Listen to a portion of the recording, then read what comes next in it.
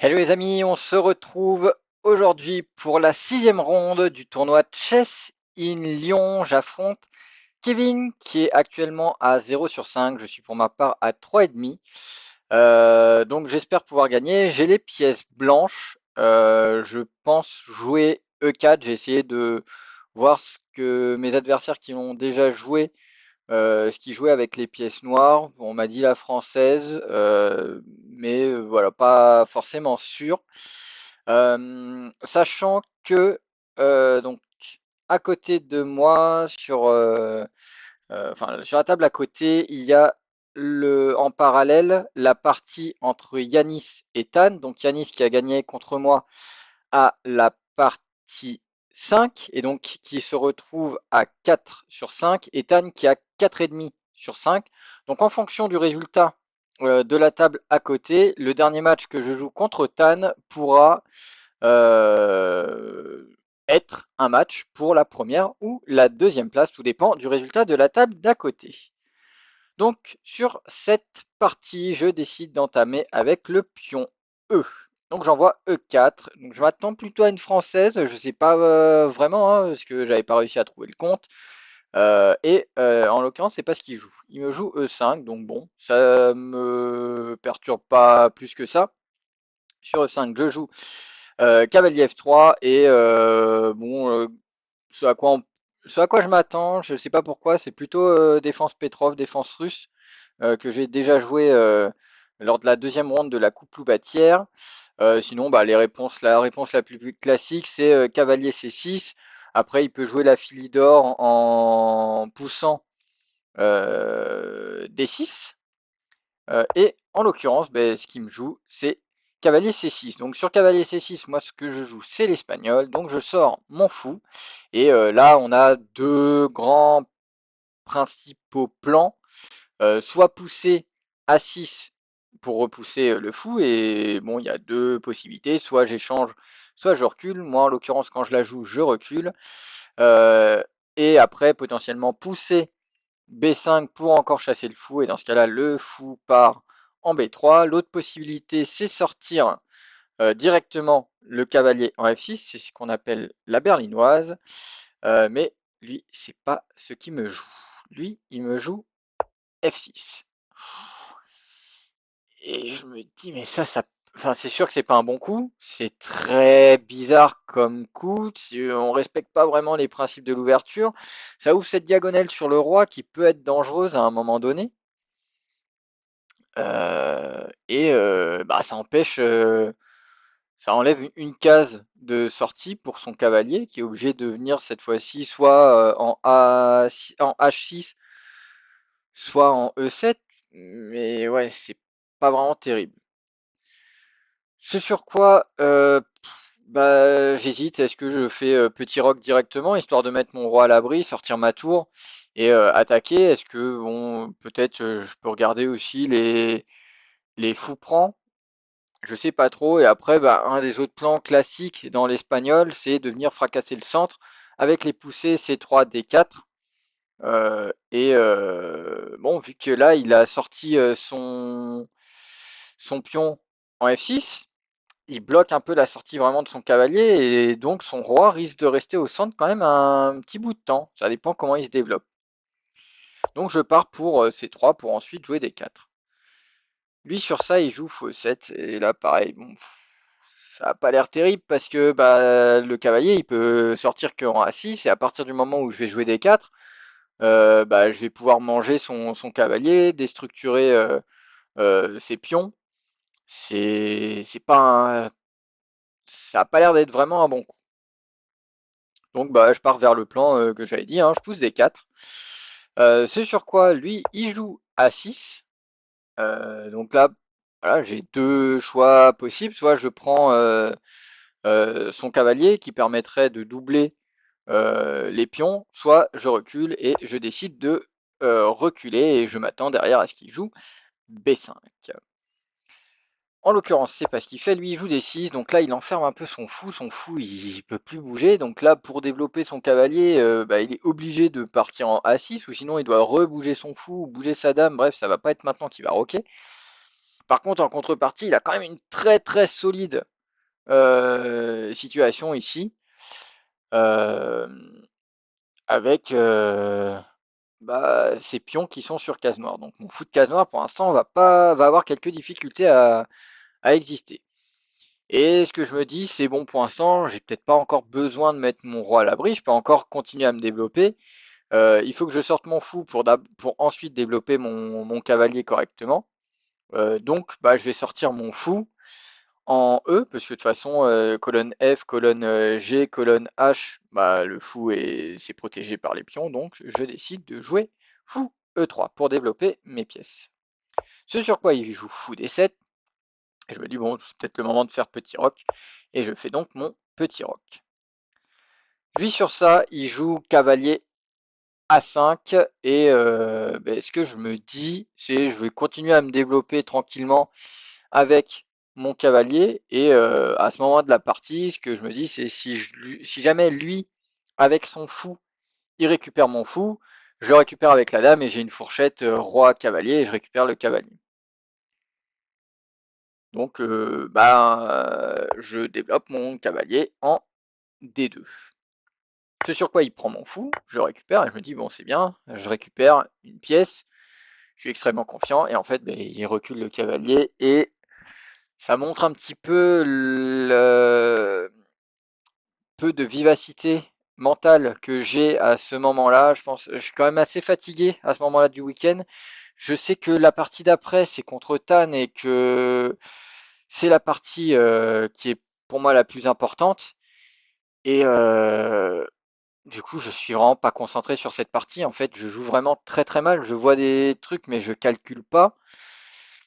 Et ouais, le cavalier, en fait, il pouvait juste revenir pour couvrir le roi. C'est pas du tout une pièce en plus. Et même dans tous les cas, s'il avait poussé son pion pour parer à l'échec, son cavalier était protégé par sa dame. Mon truc ne marchait pas du tout.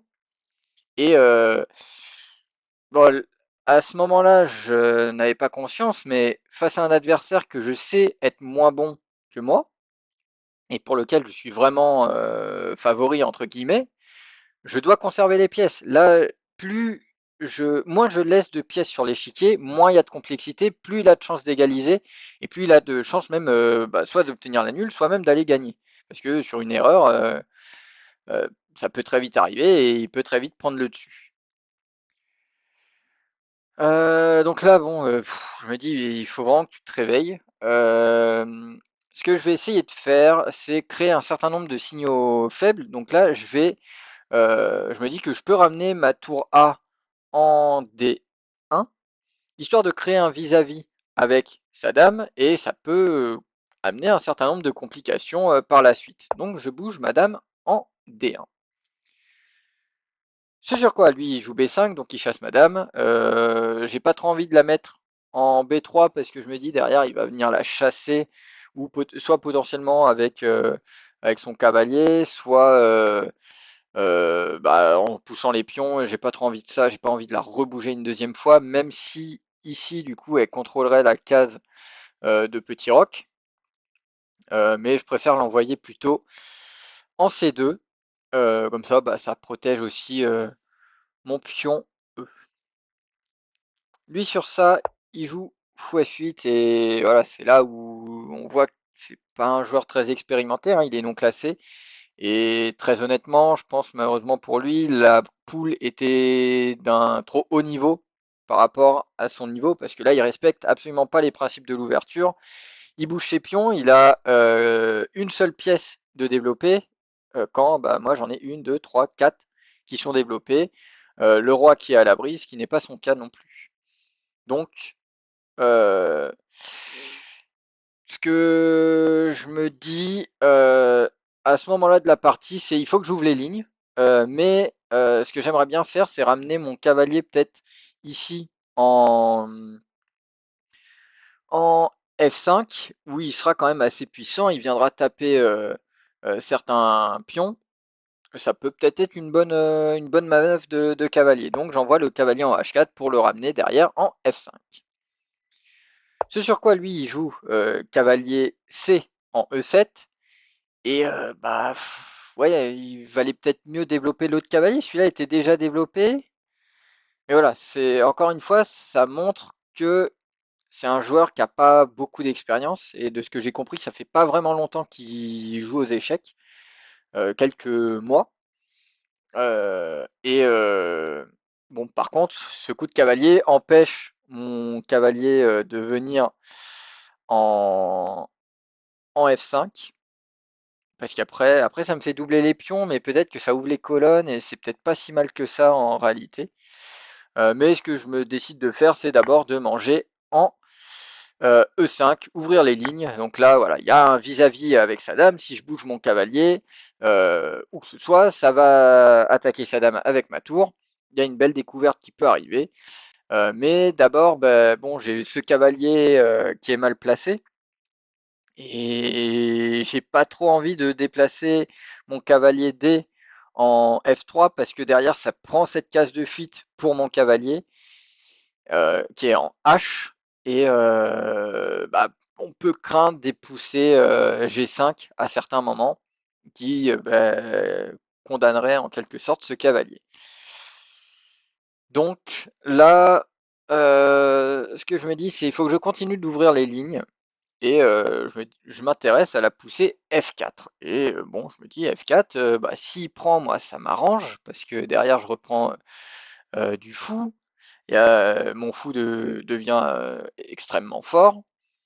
Et donc bon, vu que j'ai pas trop d'autres plans, bah, j'envoie le pion F4 et je me dis comme ça, derrière, si je ramène un des cavaliers, une fois qu'il sera derrière, c'est mieux parce que j'aurai pas à me dire mince, il faut que je rebouge mon cavalier pour faire cette poussée F4. Lui sur ça, il joue cavalier C6, donc il rejoue son cavalier, il le remet au même endroit. Et bah là, je me décide d'ouvrir les lignes, donc je prends. Il reprend du cavalier, donc ça empêche d'avoir cette colonne ouverte sur la colonne D. Et sur ça, ce que je me dis, c'est ce que je peux faire, c'est faire cette découverte, venir prendre ici. Il va devoir bouger sa dame, hein, peu importe où il la bouge, et potentiellement, je peux ouvrir cette colonne F sur laquelle j'ai déjà une tour. Donc c'est ce que je joue, je viens attaquer son cavalier et sa dame en même temps, il y a une découverte.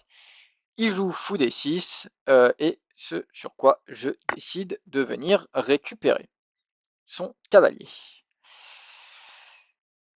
Il va récupérer du pion F, donc ouais, ça paraît pas super bien joué, ça ouvre ma colonne pour la tour, l'autre colonne est aussi ouverte, et ce que je me dis, c'est ben, je peux ramener mon cavalier à l'attaque de ce fou, et bah, derrière ça commence à être très dangereux, parce que j'ai une première attaque, une deuxième attaque avec le cavalier. Si derrière je peux ramener le fou, son fou et son pion vont tomber, et potentiellement je peux attaquer sa dame derrière. Donc, bah, je ramène mon cavalier en jeu, et ce sur quoi il joue dame D7. Du part, je comprends pas trop le coup, je pense que c'est pour faire grand roc, et à ce moment-là de la partie, ce que je me dis, c'est si là actuellement, il a deux défenseurs sur son fou, j'ai deux attaquants. Si je rajoute un troisième attaquant, sachant qu'il peut pas bouger, parce qu'il y a sa dame derrière, je vais récupérer au moins un pion. Donc je joue fou en C5. Et là j'ai un Hawker, je fais oh non, dans ma tête, hein. Ce que j'avais pas vu, pas calculé, hein, parce que je calcule pas grand chose sur cette partie, c'est que s'il prend, il prend sur échec, et donc ben, en fait sa dame est pas en prise, je peux pas attaquer sa dame parce que je dois bouger mon roi. Et donc, là j'ai un moment de panique et je me dis bon, c'est pas un joueur expérimenté, on va la jouer au bluff mental. Donc je croise les doigts, je me recule et un peu d'un air de dire tiens bah vas-y, qu'est-ce que tu vas faire sur ça? En espérant qu'il le trouve pas. Et en l'occurrence, il le trouve pas ce coup qui bah, montre encore un manque d'expérience chez ce joueur. Il joue grand rock et là je respire parce que bah, j'aurais pu juste perdre une pièce. Je dominais totalement cette partie, je pense, jusqu'à maintenant. Et j'aurais pu me retrouver avec une pièce en moins, ça aurait compliqué énormément les choses. Mais il n'a pas vu. Et bon, coup, ça m'a soulagé. J'ai très vite pris son fou avec avec mon cavalier. Comme ça fait échec. Il est obligé de reprendre. Il reprend du pion. Là, j'hésite. Est-ce que je reprends du fou? Est-ce que je reprends de la tour? Et j'hésite de reprendre du fou parce que derrière, je me dis que je peux récupérer le pion et qu'en même temps, ça attaquera sa dame. Sauf que bah, il bouge sa dame. Il attaque 2 fois mon fou. Donc là, encore un mauvais choix de ma part. Et en même temps, bah, il attaque aussi ce pion A2 qui est un peu esselé. Et ben, je sais pas trop quoi faire là-dessus. Ce que je me dis, c'est ben, il faut que je bouge mon fou. On va accepter les échanges de tours. Et bon, ça va simplifier la position, mais j'ai un pion de plus pour l'instant. Donc je bouge mon fou, comme ça il est plus en prise. Il échange les tours. Là, j'hésite. Pareil, est-ce que je prends de la dame, est-ce que je prends de la tour? Et je me dis, bah ma tour, elle est déjà sur une colonne ouverte. Donc autant que je prenne de la dame. Et comme ça me permettra aussi d'avoir ma dame sur une colonne ouverte. Donc je récupère de la dame. Et bon, bah il y a ce pion qui est en prise. En l'occurrence, il va pas le prendre. Il va développer son cavalier. Et bah là, pareil, je me retrouve dans une situation où j'ai aucun plan. Je ne sais pas quoi jouer. Je peux avoir peut-être des idées de pousser en A, parce que là, actuellement, le pion est en prise. Euh, ou peut-être pousser en B, mais ouais, là, j'ai vraiment pas de plan. Je suis fatigué et ce que je me dis, c'est bon, on va peut-être rentrer dans une finale. J'ai un pion de plus. Une finale avec un pion de plus, je peux peut-être réussir à le passer. Donc là, je vais venir ici avec ma dame, proposer un échange des dames. Donc c'est ce que je fais. Et bon, s'il accepte ce qu'il fait, bah, je vais voir comment je peux jouer. Mais voilà, là, après, après cet échange de dames, il me joue tour D8 et bah, je me dis, ok, merci, un pion en plus. Et le coup qui me fait peur à ce moment-là, c'est qu'il vienne avec sa tour en D7 parce que bah, ça lui permettrait d'aller manger mon pion B. Et je me dis, mais si jamais je remonte avec ma tour en F2, et bah, il a perpétuel et donc c'est match nul. Et moi, je suis dans cette partie, je viens pas ici pour faire match nul. Donc j'ai assez peur de ce coup. Mais en l'occurrence, il est un peu gourmand, il vient manger mon pion. Et bah, je me dis parfait, je vais pouvoir bloquer avec mon fou en ramenant mon fou en D4. Et donc sa tour comme ça est bloquée, il ne peut plus accéder à cette case D. Ce sur quoi il joue G5, donc bon, je pense que là son plan assez clair, hein, c'est peut-être attaquer avec ses pions, puisque de l'autre côté, de toute façon, j'ai une majorité, mon fou est quasiment intouchable, et bon, en termes de plan, mais pareil, je sais pas quoi faire. Est-ce que je viens ici mettre la pression sur son cavalier avec ma tour, mais derrière il peut peut-être faire une fourchette, mais bon après je peux probablement venir avec ma tour en D. Compliqué et bon, je sais pas pourquoi je joue ce coup, j'ai joué H3. Avec un peu de recul, c'est totalement stupide parce que derrière ça lui donne la case pour son cavalier. D'ailleurs, ici en gouffre. Donc il attaque ma tour, je dois bouger ma tour, donc je la laisse sur la colonne ouverte. Là, le seul avantage ici, c'est que ma tour se retrouve en diagonale de son cavalier avec une case d'écart. Et pour pouvoir l'atteindre, son cavalier va devoir faire 4 manœuvres avant 3 manœuvres pour pouvoir attaquer ma tour. Donc ça, c'est le seul point positif de cette manœuvre. Ce sur quoi, lui, il joue cavalier F5, donc attaque une deuxième fois mon fou qui était déjà attaqué par sa tour. Donc ce que je me dis, c'est que je vais venir le défendre de façon latérale avec ma tour. Il joue cavalier G3 et là, bah, le coup que je vois, c'est bah, je viens faire une fourchette entre son cavalier et mon pion et son pion. Il vient me faire échec. Donc pareil, hein, il y a une fourchette entre mon roi et mon fou, mais bon, mon fou est protégé par ma tour et par le pion, donc c'est bon. Et Bah là, j'ai les 4 cases de disponibles. Ce que je me dis, c'est je vais plutôt rester sur la même couleur pour éviter qu'il me refasse un échec potentiel avec son cavalier et que même il y a des potentielles fourchettes qui peuvent arriver si je viens sur case blanche avec ma tour. Donc ce que je me dis, c'est que je vais attaquer son cavalier. Il bouge son cavalier en F4. Et là, ce qui me fait peur, donc j'hésite à prendre le pion, hein, mais ce qui me fait peur, c'est la fourchette ici entre mon roi et mon pion B. Et ouais, j'ai pas envie qu'il récupère mon pion B parce qu'après, je me retrouverai avec 2 pions esselés. Donc bah, j'hésite entre B3 ou B4 et je me dis, bah, je vais plutôt partir sur B4. Je sais pas pourquoi, je pense peut-être B3 était meilleur. Voilà, il y a certains coups qui sont énigmatiques dans cette partie. Je joue vraiment, vraiment mal.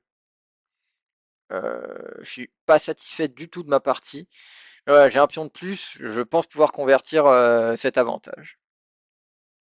Lui sur ça, il joue cavalier E6, donc il prend la défense de son pion G et il attaque mon fou. Ce sur quoi, bon, voilà, pareil, j'ai pas vraiment de plan là-dessus. Soit je centralise mon roi, et après je me dis, on va essayer d'encore simplifier la position. Peut-être si je pousse H4, il va peut-être prendre, ou sinon il va pousser et je vais prendre, il va reprendre. Et bon, on simplifie la position. Donc c'est ce que je joue. Je joue H4, il joue H6, je récupère, il récupère. Et bah là, le gros problème que j'ai avec mon roi, c'est que j'ai qu'une seule façon de passer dans son camp, c'est via cette colonne E, parce que là, il a son pion euh, G qui actuellement bah, contrôle les 2 cases, hein, et par rapport à comment sont posées mes pièces. Et ouais, j'ai pas vraiment de façon autre que cette colonne centrale pour faire passer mon roi, ou sinon il faudrait que je passe par ma tour, mais ça veut dire qu'il faut que je fasse bouger ma tour.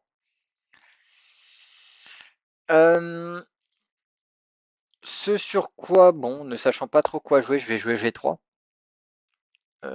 Plus un coup d'attente, j'attends de voir ce qu'il va faire. Il joue roi B7, un peu bizarre parce qu'il centralise pas son roi, mais je pense qu'il avait pas envie de couper cette liaison avec mon fou.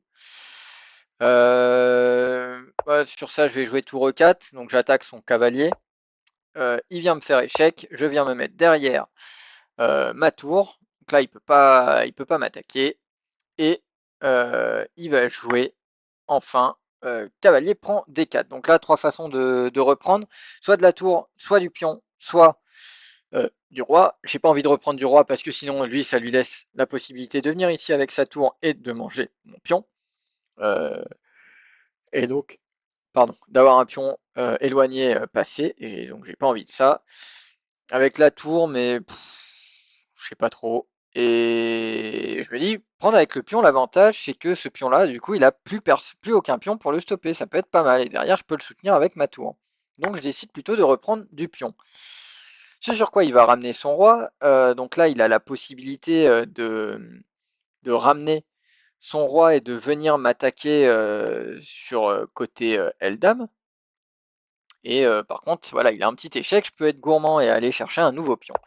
Donc je fais échec, il bouge son roi, je vais chercher le nouveau pion, et je pense que c'était une erreur parce que bah, à ce moment-là, il peut s'infiltrer dans mon camp, et bon, je peux peut-être avancer, ma tour est plutôt bien placée, mais ça reste quand même assez dangereux. Et derrière, il peut probablement récupérer mon pion central et jouer plutôt avec son pion G.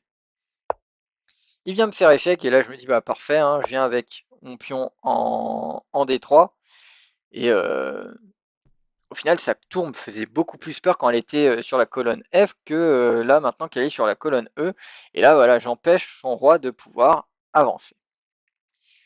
C'est sur quoi il va jouer G4 et je me dis parfait, je vais pouvoir bouger ma tour et bah, attaquer son pion.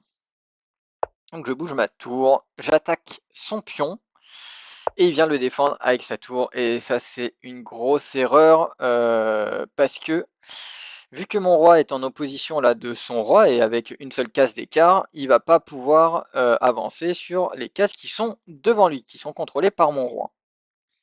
Et donc si je lui fais échec, derrière il est obligé de reculer sur la colonne 6 ou de mettre sa tour en opposition, mais dans ce cas-là je la récupère. Et donc en fait il va perdre sa tour. Donc je joue tour G5 échec, et là il comprend que bah ouais, s'il bouge sa tour, là je récupère, et dans tous les cas il a perdu sa tour, et s'il bouge son roi, je récupère du roi, et là c'est injouable comme finale. Je vais récupérer le pion, j'ai deux pions passés, et donc il décide sur le coup tour G5 d'abandonner. Partie extrêmement compliqué. J'ai très mal joué. Enfin, quand je compare aux parties, par exemple à la ronde 3 où je trouve que j'ai vraiment très bien joué, bah là c'est une partie catastrophique. Il va falloir que j'analyse pourquoi est-ce que c'était aussi mauvais. Je pense que bah il y a le fait que j'ai très vite autorisé l'échange des pièces, alors qu'il faut que je garde un maximum de complexité pour pouvoir jouer sur les tactiques. Donc ça, pas bon, et il va falloir que je progresse. On verra lors du bilan, j'en reparlerai, hein, des points sur lesquels il va falloir que je m'améliore. Mais ouais, pareil, d'un point de vue mental, d'un point de vue fatigue, cette partie était extrêmement mauvaise. Et ouais, je peux pas me permettre de faire ce genre de prestations si je veux aller plus haut dans le jeu d'échecs, hein, sans être très forcément très ambitieux, mais bon, on aimerait bien avoir un premier classement. Mais bref, on a 4,5 à la fin de cette ronde. La table à côté, Yanis a gagné contre Tan, donc Yanis se retrouve avec 5 points et prend la tête de notre pool. Tan a 4,5, j'ai 4,5, il est devant moi à la différence de points par rapport aux adversaires contre lesquels on a gagné. Et donc, il me semble que en fonction des résultats, si on fait nul, il y a des scénarios dans lesquels je peux être deuxième, dans lesquels il peut être deuxième, mais qui sont plutôt à mon désavantage. Donc, il va falloir que je gagne sur cette septième ronde, donc troisième ronde du dimanche, contre Tan. Mais on verra ça la semaine prochaine. Tout d'abord, on va faire l'analyse de cette partie avec chess.com pour voir un petit peu le côté catastrophique de cette partie analysée par un ordinateur. Allez, à tout de suite. Alors, analyse de cette partie avec chess.com. Donc, on va faire la revue de la partie, voir à quel pourcentage de précision. 64,1, 59,4 pour mon adversaire. Très très mauvaise partie. Tiens, c'est dommage qu'ils donnent pas les classements Hello, mais je pense qu'on est proche des 600. C'est pas vraiment pas une bonne partie. Avec des méga blunders, ouais, bon, ça c'est mon fou. Et on va voir ça ensemble. Donc c'est parti pour la revue au coup par coup. Donc premier coup, les premiers coups sont théoriques. Et là, on sort directement de la théorie avec cet horrible coup qui est pion en F6. Donc c'est parce qu'il ne connaissait pas la théorie. Voilà, il vaut mieux jouer soit A6, soit sortir son cavalier en F6. Ce sur quoi, ben alors, il fallait que je fasse petit roc. Ok. Bon, je suis parti sur le plan plus classique de la de l'espagnol. Et on enchaîne les erreurs. Fou E7, D4. Enfin, un bon move. A6, il chasse mon fou. Il aurait préféré le reculer là. Bon, c'est pas peu commun au niveau de l'espagnol, mais il veut peut-être transposer dans une sorte d'italienne, mais je connais pas. Je connais pas l'italienne. Bon, ce coup D6, pas forcément des pires. Pareil pour mon fou. Petit roc pas mauvais. Oula, ouais, G5 introuvable. Ensuite, ok, ça c'est le meilleur coup, donc il accepte de faire l'échange. Ça, il le part de la bonne manière. Ok, donc là, il me conseille plutôt de chasser son cavalier qui va devoir venir sur des cases assez pauvres, soit revenir à la maison, soit aller en A7. Et ouais, il a très peu de perspectives, ce cavalier. J'avais hésité, mais je m'étais dit, là, le problème, c'est que je ferme la position et je veux l'ouvrir, justement, cette position. Il chasse madame, donc je reviens au bercail. Ça, voilà, il développe, l'inverse de développer, euh, une pièce qui a été développée. Il se dédéveloppe. Cavalier, voilà, je l'envoie sur le bord, c'est pas foufou. Ah, j'avais hésité avec A4 pour ouvrir un peu les lignes aussi, mais je voyais pas trop l'utilité. Voilà, il rebouge une pièce déjà développée. Bon. Là, j'ouvre les lignes, donc ça c'est très bien. Là, il aurait fallu plutôt ouvrir, mais avec le pion C. Ok. Et il rebouge une pièce qu'il avait déjà développée, redéveloppée, redéveloppée. Il valait mieux pour lui manger le pion F. J'avais hésité, j'en avais parlé à venir ici, mais ça me faisait peur d'enfermer un peu ce cavalier. Bon, ouais, mais maintenant son cavalier avait déjà bougé, ouais. Ok, là je voulais centraliser un peu le cavalier. J'hésitais entre les deux. Je pense que ici c'était mieux parce que l'avantage c'est qu'il était couvert par l'autre cavalier peut-être. Ouais, il n'y a que des mauvais, que des imprécisions. Ça, enfin un bon coup. Ah, reprise du pion, meilleur coup, j'aurais pas dit. Ah, j'aurais pu. Ah bah oui, il peut pas reprendre. Oui, bah oui, il est obligé de reprendre. Sinon, il peut pas reprendre du fou vu qu'il est sa dame est clouée. On vient attaquer. Et là, ouf, blunder. Hop, on passe de plus 5 à moins 1,98. Pouf. Heureusement, il l'a pas vu. Et là, ouais, c'est vraiment très très rouge, hein, le blunder de Chesscom. On ne peut pas le louper.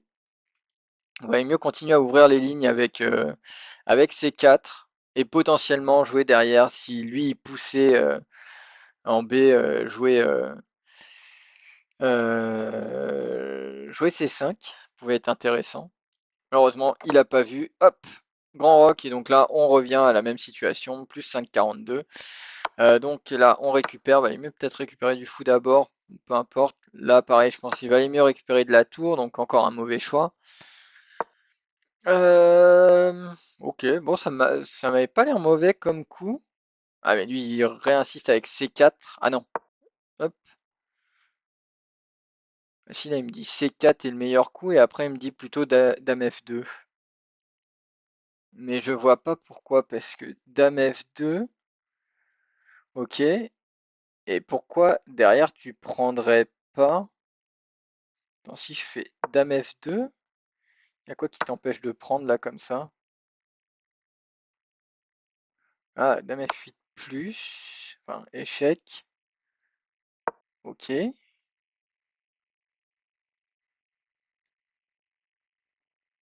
Ah, et tu peux récupérer la tour derrière.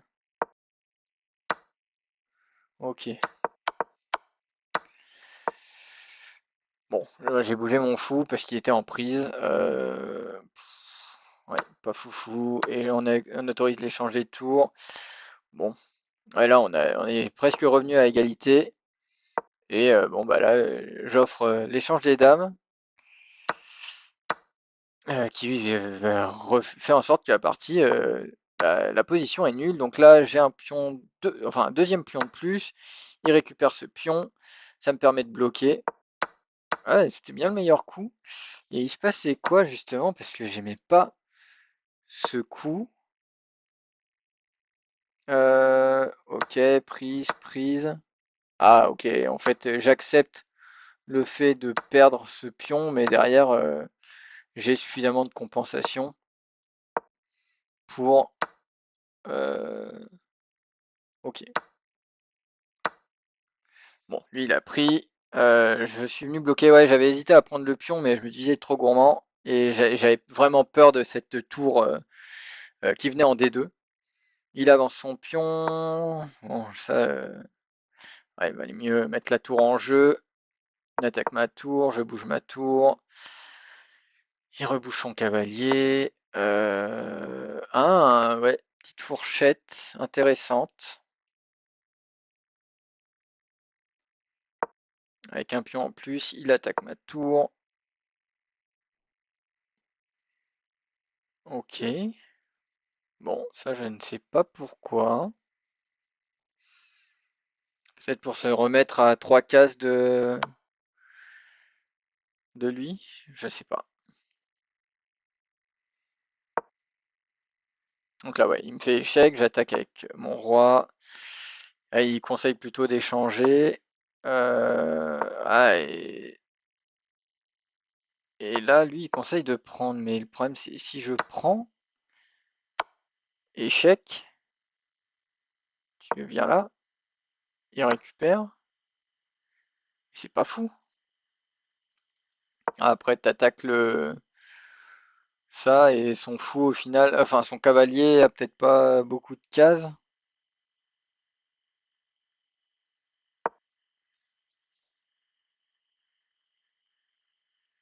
Et tu centralises le roi. Ok. Bon, j'avais peur du déséquilibre. On attaque. Oh là là, mais que des erreurs de... que des erreurs de partout, c'est terrible. Ok, bon pareil, il a valait mieux reprendre. Ouais, garder les pions liés, mais ça paraît logique en plus, mais oh là là, oh là là, oh là là, oh là là. Terrible. Euh, Ouais, là c'était très dangereux de pousser là parce que derrière, il avait justement la rentrée de sa tour ici et il pouvait me manger. Et c'est pour ça qu'au final, quand il me fait échec ici, je suis plutôt content. Bon, je sais pas pourquoi il aime pas venir ici. Moi, ça lui empêche vraiment son roi de venir. Encore un truc pas bien joué. Là, je préférais partir plutôt du côté de G parce que justement, il pouvait ramener. Ah non, il pouvait pas ramener son roi à la défense de son autre pion. Ok. Mais du coup, ça a provoqué l'erreur finale où, et bien là, je trouve le meilleur coup, le coup final, qui le fait abandonner parce qu'il est obligé de perdre sa tour. Donc ouais, comme on a dit, pas une belle partie, hein. On va revoir au niveau de la review, juste pour un petit peu avoir tous les chiffres. On a un blunder chacun, 6 ratés, 7 erreurs pour ma part, 4 pour sa part, 5 imprécisions pour ma part, 10 imprécisions pour sa part, 3 mouvements théoriques, 2 pour lui, 13 meilleurs coups contre 15 meilleurs coups, un great move contre 0, des excellents coups, des bons coups, bref, une partie catastrophique. Je sais pas ce qu'il y a dans les onglets détails, non, ça on s'en fiche, Explore on s'en fiche aussi. Ouais, pas une belle partie. Pas une belle partie. On va se retrouver la semaine prochaine pour la dernière ronde de ce tournoi Chess in Lyon. Ronde très importante parce que, comme je le disais, 4,5 pour ma part, 4,5 pour mon adversaire, 5 pour le premier, qui. Alors, je ne me rappelle plus contre qui il joue. Mais on peut toujours viser les 2 premières places. Et bah, on va espérer pouvoir remporter notre prochaine partie pour être deuxième de ce tournoi. Donc je vous donne rendez-vous mardi prochain 18h pour la dernière partie de ce tournoi. À plus.